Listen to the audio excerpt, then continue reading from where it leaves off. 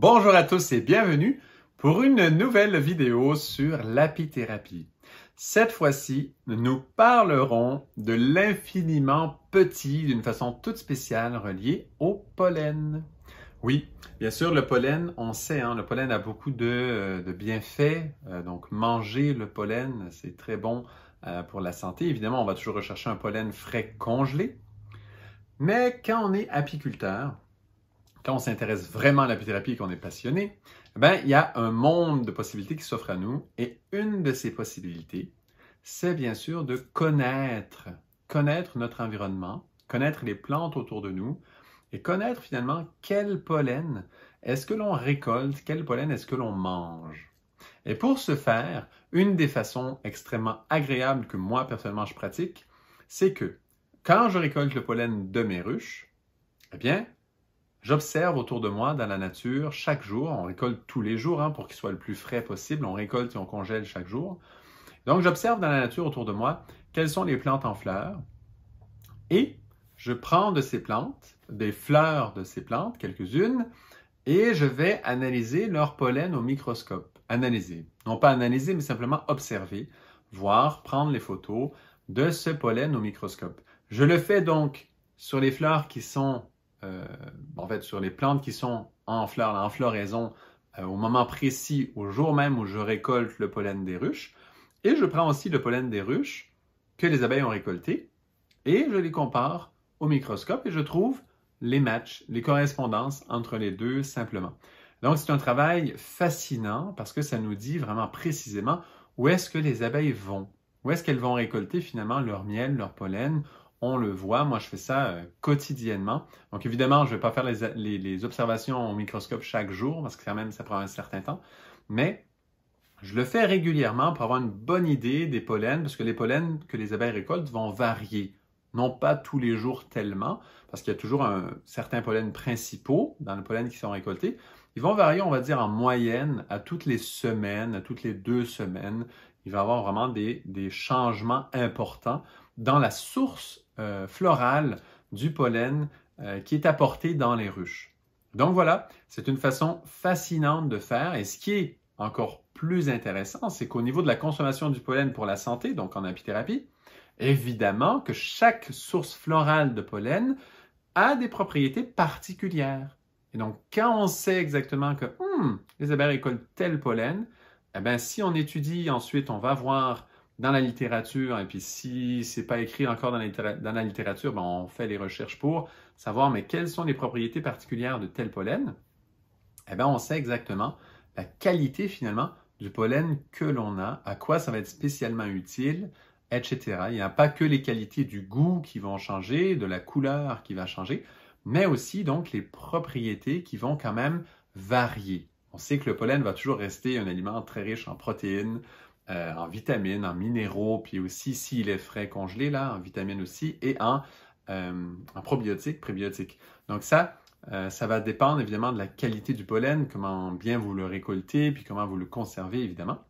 Le niveau de qualité de tous ces ingrédients, mais également, donc, par rapport à l'origine florale. Donc, on sait qu'on sera toujours à peu près dans ces zones finalement d'un aliment complet, extraordinaire, exceptionnel. Cependant, dépendamment de l'origine florale, on va pouvoir aider plus précisément certains besoins, certaines carences ou certains besoins particuliers qu'on a dans notre corps, parce que ce n'est pas tout le monde qui va absorber tous les éléments de la même façon, au même pourcentage. Parfois, on a difficulté d'absorber quelque chose, des fois le fer, par exemple, ça c'est un peu connu, mais d'autres vitamines aussi et minéraux, parfois on a difficulté à absorber. Donc, si on a certaines variétés de pollen précises, on va pouvoir optimiser finalement notre nutrition, simplement. Donc voilà, ce qui est intéressant avec cette approche, donc 3 choses. 1, on peut cibler des pollens pour nos besoins nutritifs spéciaux. 2, on apprend à vraiment connaître la végétation autour de nous. Quand est-ce qu'elle est en fleurs? Qu'est-ce qui fleurit autour de nous? Parce qu'il y a plein de plantes qui fleurissent, des fois on ne les voit même pas.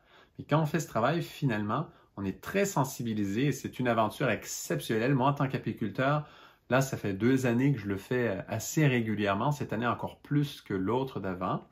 Et donc, je commence vraiment à très, très, très bien connaître les plantes autour de moi et c'est fascinant. Franchement, c'est un régal de faire ça. Et 3, il y a une autre chose encore que moi je trouve formidable, c'est l'utilisation du microscope simplement. Là, je vous mets aussi quelques images en fait de pollen, de photos de pollen prises au microscope, grossi 1000 fois. Et donc, vous voyez un petit peu, évidemment que la couleur ne correspond pas aux couleurs des pollens. C'est un colorant qui est utilisé, donc c'est normal, c'est pour mettre en relief vraiment ce qu'on voit dans les photos. Donc ne vous fiez pas à la couleur, mais plutôt à la forme et aux dimensions des pollens pour voir les différences. Donc vous voyez, il y a toutes sortes de variétés, il y a toutes sortes de formes, c'est fascinant. Puis là, on est vraiment dans le microscopique, hein. On n'est pas dans la pelote de pollen du tout, hein. On est dans le grain de pollen microscopique. Vous voyez, ça, c'est grossi quand même 1000 fois. Et donc, c'est toute une aventure d'aller dans l'infiniment petit et de se relier à l'infiniment petit. Vous l'avez peut-être déjà entendu, les artistes, les instrumentistes, leur instrument de musique l'ont dit dans certaines traditions que leurs instruments de musique finalement font partie de leur corps éthérique. C'est comme ils sont tellement habitués de jouer avec un violon, un violoncelle, une flûte, etc. C'est comme si cet instrument, à la longue, entre quelque part d'une certaine façon dans leur corps éthérique. C'est comme s'ils ont un violon éthérique, une flûte éthérique, etc., dans un corps un peu plus subtil que le corps physique que l'on voit.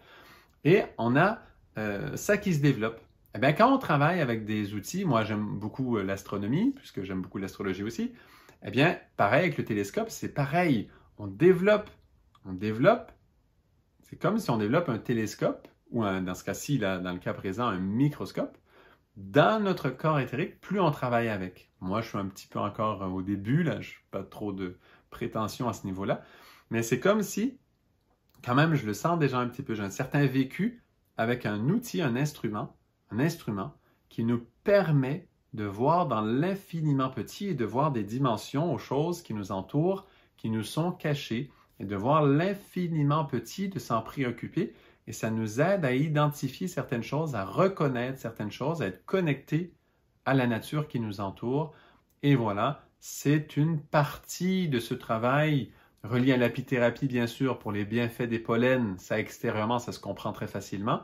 Mais c'est aussi relié à une apithérapie pour celui qui pratique l'apiculture et qui est passionné, qui est relié à son propre développement parce qu'il y a aussi cette familiarisation avec un instrument qui nous amène à connaître l'infiniment petit. Et souvent, les apiculteurs vont être spécialement intéressés par ça, parce que dans une ruche, eh bien, on s'intéresse à l'infiniment petit. Nous avons une ruche extérieurement, là, les boîtes, mais en dedans, il y a toute une vie. Et il faut aller voir les petits œufs dans les cellules, il faut voir toutes ces choses. Quand on fait ceux qui font le greffage de reine, ben, c'est l'infiniment petit. Hein. Il faut arriver à greffer une mini larve toute petite dans une cellule, c'est l'infiniment petit. Et on se rapproche de ce monde et de cette passion de connaître qu'il y a, c'est comme des sauts quantiques, il y a plein de dimensions qui sont comme ça, entremêlées les unes dans les autres, plein de plans. Et là, on est dans un plan infiniment petit. Et ça nous rapproche de cette faculté de sentir qu'il y a différentes dimensions qui cohabitent ensemble. Et c'est pareil dans l'être humain. Donc, quand on parle de santé, d'apithérapie, eh bien, on le sait que dans l'être humain, c'est pareil. Il y a une dimension physique. Par exemple, si on a un certain malaise, une maladie ou quoi que ce soit, il y a une dimension physique à ça. Mais il y a aussi une dimension émotionnelle à la même chose. Puis aussi une dimension mentale, une dimension plus de la pensée, reliée à cette même condition que l'on a. Et c'est pareil, il y a un côté microscopique, il y a un côté, on va dire, normal, de ce qu'on voit avec nos yeux habituels, puis il y a un côté télescopique, il y a un côté de l'infiniment grand, avec lequel on peut se familiariser, se rapprocher. Donc, ça nous entraîne finalement, l'utilisation de ces instruments, à rentrer un petit peu finalement dans notre vie intérieure, dans toutes ces possibilités. Voilà, ça nous entraîne à voir toutes ces possibilités dans le monde de la santé et à voir que ça peut être des tout petits éléments qui vont faire la différence pour notre santé. Voilà. Donc, c'est extrêmement passionnant. Moi, c'est un travail que j'aime beaucoup. Je vous encourage à vous intéresser à ce type de choses. Il y a toutes sortes de sites Internet où vous pouvez trouver plein voilà, d'informations là-dessus, comment reconnaître les pollens. Il y a différents projets dans le monde où ils font ça, où ils vont décrire ça. Donc, c'est vraiment passionnant, voilà.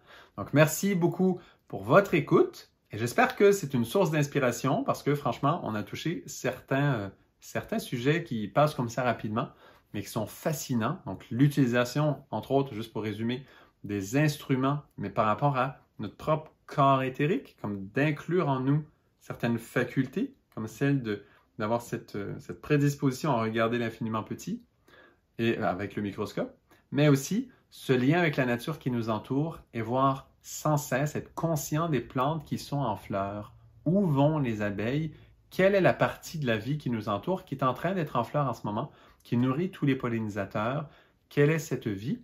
Et finalement, la qualité de chacune de ces pollens, donc la diversité au niveau médicinal en fin de compte, parce que oui, c'est au niveau nutritif, mais comme la nutrition influence notre santé, eh bien, évidemment, on aimerait tellement que notre médecine, que nos médicaments soient dans notre nourriture normale de base.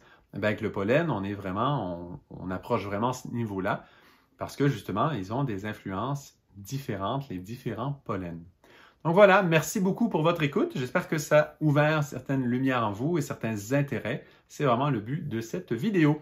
À tout bientôt pour une autre vidéo d'apithérapie. Merci.